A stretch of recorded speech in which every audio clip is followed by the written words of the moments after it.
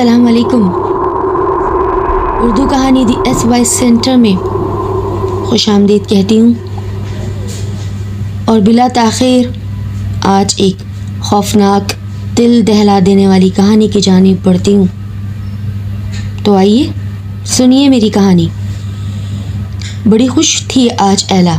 ہاں، خوش ہوتی بھی کیوں نہ، آخر اتنے وقت کے بعد اپنے پرکھوں کی حویلی جا رہی تھی، اور کیا بلا وجہ پاپا مجھے جانے سے روکتے ہیں۔ آج وہ ہم میں نہ رہے مگر میں ضرور جاؤں گی۔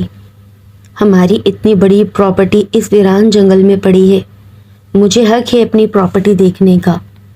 یہ تھی ایلا، جو میتھن کی اکلوتی بیٹی تھی۔ ایلا بہت لالچی تھی اور میتھن ایک عام سا کسان تھا۔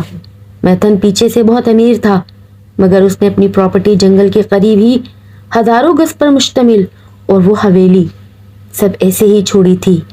ایلا کے پاس تمام کاغذات موجود تھے اور ایلا اب وہ پراپرٹی بیچ کر امریکہ شفٹ ہونا چاہتی تھی۔ افریقہ کے ایک چھوٹے سے گاؤں میں اس نے عمر کے 22 سال گزارے تھے۔ اب وہ لالچ میں آ کر اپنی حویلی اور زمین حکومت کو بیچنا چاہتی تھی۔ نہ جانے مجھے پاپا نے وہاں کے نام سے کیوں چھپا کر رکھا اور کبھی کچھ اتنا واضح نہ بتایا۔ اور یہ ڈائری ہے جس میں کچھ درج ہے، مگر میں اس کو پڑھ کر کیا کروں گی؟ مجھے نہیں پڑھنا۔ اور ڈائری پاپا نے مجھے کہا تھا کہ جب میں مر جاؤں تو تم یہ ڈائری پڑھنا۔ مجھے نہیں پڑھنی ورنی۔ وہ تمام کاغذات اور ڈائری لے کر بیٹھی خود سے باتیں کر رہی تھی۔ میں کل ہی روانہ ہوں گی اس حویلی کے وزٹ پر، اور آتے ہی یہ تمام فائلز وکیل کو دے کر پیسے وصول کر لوں گی۔ سخت سردیاں تھیں۔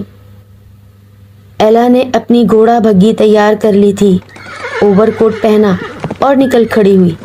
سخت سردیوں میں وہ کچی سڑکوں پر اپنی بگی دوڑائے جا رہی تھی۔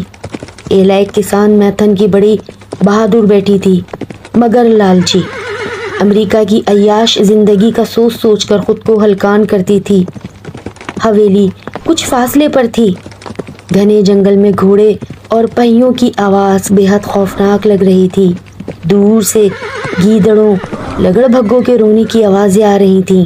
وہ سب آوازوں سے انجان گھوڑا چلانے میں مصروف تھی۔ ایک آدھ جگہ اب گھوڑا ہنہناتا ہوا رک جاتا تھا۔ ارے چلنا میرے پیارے میتھن کے گھوڑے، تو چلتا کیوں نہیں؟ وہ کبھی کبھی گھوڑے کی کمر پر سہلاتی تھی۔ ایک خوفناک آواز اسے سامنے کی سمت سے آتی دکھائی دی۔ گھوڑے نے بڑی سی جھرجھری لی اور رک گیا۔ کووں کا شور کانوں کے پردے پھاڑ دینے والا تھا۔ ایلا نے لاکھ کوشش کی، پر وہ گھوڑا نہ ہلا، گھٹنوں کے بل بیٹھ گیا۔ تو نہیں مانے گا، ایسے نہیں مانے گا تو۔ اس نے گھوڑے کے ساتھ زور آزمائی شروع کر دی، لیکن گھوڑا نہ ہلا۔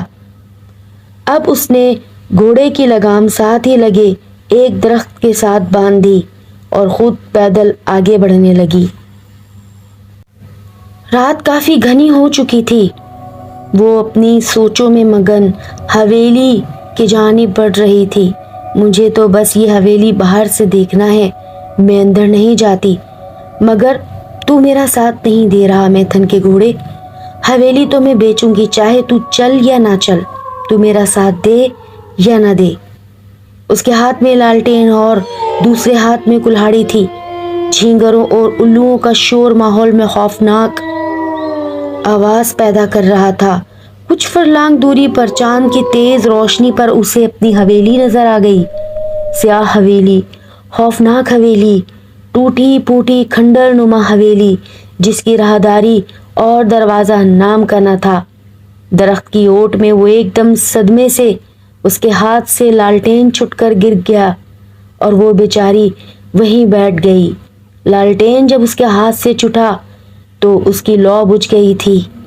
ارے یہ کیا، یہ تو کھنڈر ہے۔ میتھن تو اسے پرکھوں کی حویلی بتاتا تھا۔ پورا چاند تھا اور چاندنی چاروں اور بکھری تھی۔ اتنے میں ایک اور گھوڑا دکھائی دیا جو کہ حویلی کے عقب سے آ رہا تھا۔ گھوڑے کے ٹاپ بہت شور کر رہے تھے۔ آسمان پر بجلی چمکی تھی، سردی ایسے کے تات بج رہے تھے۔ ایلا درخت کے پاس ہی سے اٹھی، اچانک یہ سوچ کر کہ وہ اس آدمی کو آواز دے کہ یہ ہماری حویلی کے اندر کہاں گھسا جا رہا ہے۔ تم کہاں جا رہے ہو؟ اتنے میں گھوڑے پر بیٹھا شخص واضح دکھائی دیا۔ اس نے دوسرے ہاتھ سے ایک لاش پکڑ رکھی تھی۔ وہ کوئی اور نہیں میتھن تھا، اور گھوڑے پر جو تھا وہ ایک سرکٹا تھا۔ سرکٹے کو دیکھ ایلا بے ہوش ہوتے ہوتے بچی تھی، اور وہ اپنے پاپا کی لاش کو اس کے ہاتھوں میں دیکھ کر سمجھ گئی کہ یہ اسے قبرستان سے کھود کر نکال لایا ہے۔ اس سرکٹے نے میتھن کی لاش کو فضا میں بلند کیا اور اس کے 2 ٹکڑے کر ڈالے، اور انہیں لے کر وہ حویلی میں داخل ہو گیا تھا۔ کتنی قہر آلود خوفناک آواز تھی، جو بھی تھا رو رہا تھا۔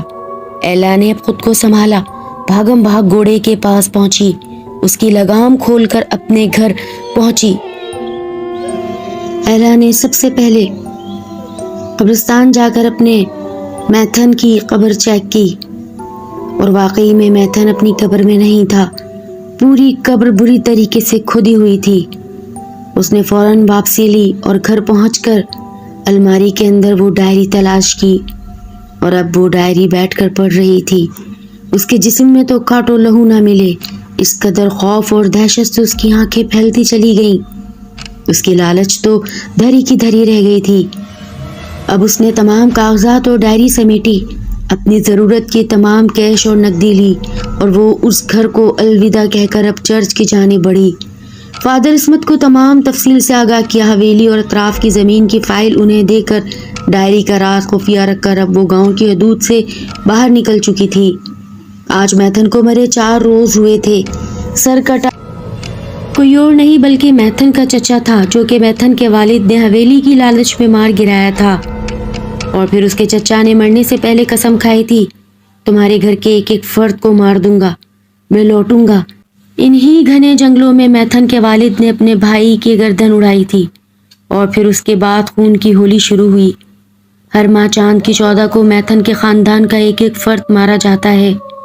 میتھن کی ماں نے اسے ایک غریب کسان کے حوالے کر دیا تھا، اور ڈائری میں سارا سچ لکھ دیا تھا۔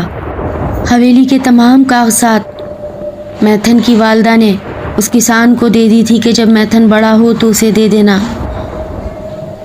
میتھن خود تو مارا گیا، مگر مرنے کے بعد سرکٹے نے اسے ڈھونڈ نکالا، اور اب باری ایلا کی تھی۔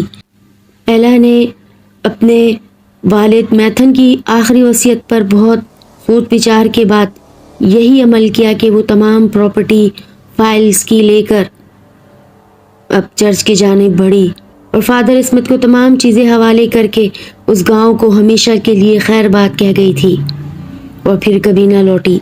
لسنرز، میری یہ کہانی آپ کو پسند آتی ہے اسے مست لائک کریں، میرے چینل کو سبسکرائب کریں۔ اللہ حافظ۔